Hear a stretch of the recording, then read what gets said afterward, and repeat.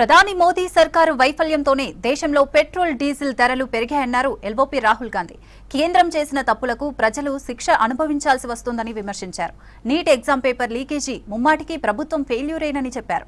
అవినీతి వ్యవస్థ చేతిలో ఓడిపోయి విద్యార్థులు ఆత్మహత్య చేసుకుంటున్నారంటూ ఆవేదన వ్యక్తం చేశారు కాంగ్రెస్ నేతలు. ప్రధాని మోదీ అసమర్థత పాలనతో దేశంలో పాలన గాడి తప్పిందన్నారు లోక్సభ విపక్ష నేత రాహుల్ గాంధీ. దేశంలో ఆయిల్ గ్యాస్ కొరతకు కేంద్రం తప్పుడు విధానాలే కారణమని చెప్పారు. ప్రధాని మోదీ చేసిన పొరపాట్లకు ప్రజలు మూల్యం చెల్లించుకుంటున్నారని విమర్శించారు. లీటర్ పెట్రోలుపై డీజిల్పై ₹3 చొప్పున పెంపు తాత్కాలికమేనని చెప్పారు. త్వరలో విడతల వారీగా ధరలు పెంచుతారంటూ ఎక్స్లో పోస్టు చేశారు రాహుల్.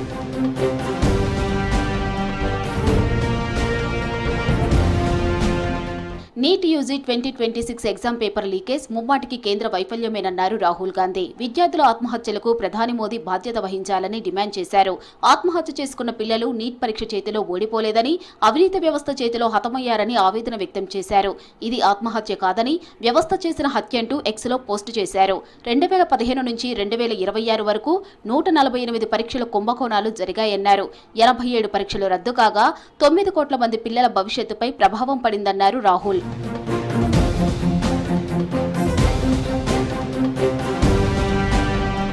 కేరళలో ప్రభుత్వ ఏర్పాటుకు ముమ్మరంగా ఏర్పాట్లు జరగనున్నాయి. అదే సమయంలో రాష్ట్రంలోని యూడీఎఫ్ కూటమి సహా విపక్ష నేతలను కలుస్తున్నారు సీఎం అభ్యర్థి వీడి సతీశన్. మాజీ సీఎం పినరయి విజయన్తో మర్యాదపూర్వకంగా భేటీ అయ్యారు.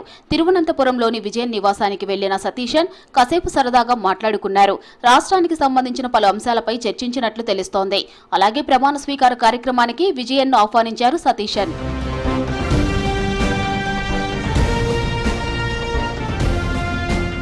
తన రాజకీయ గురువు దివంగత కాంగ్రెస్ నేత జి కార్తికేయన్ ఇంటికి వెళ్లారు వీడి సతీశన్. కుటుంబ సభ్యుల బాగోగులు అడిగి తెలుసుకున్నారు. కార్తికేయన్ ఫ్యామిలీని కలిసి భావోద్వేగానికి గురయ్యారు సతీశన్.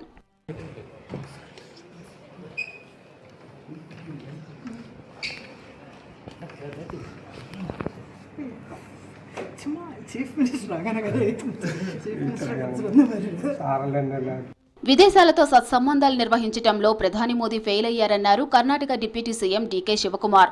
అంతర్జాతీయ విషయాలను మోదీ సరిగ్గా నిర్వహించలేకపోయారని ఫైర్ అయ్యారు. మోదీ కేంద్ర మంత్రులు కాన్వాయ్లో వాహనాల సంఖ్యను తగ్గించుకున్నంత ఈజీగా ప్రజలను వాహనాల్లో ట్రావెల్ చేయడం తగ్గించమని ఎలా చెప్తారని ప్రశ్నించారు డీకే శివకుమార్.